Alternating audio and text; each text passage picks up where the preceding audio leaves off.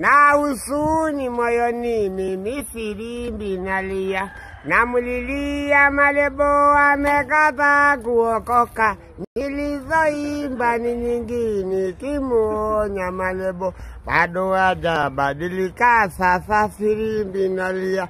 Yeye ni wangu rafiki tuliosoma pamoja, michezo ya utotoni tulicheza pamoja, sasa ni watu wazima na mimi nimeokoka.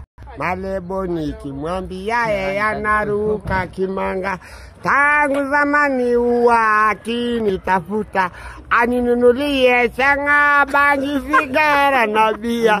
Nikimwambia Malebo ninunulie chakula, matusika tukana melalia masikio.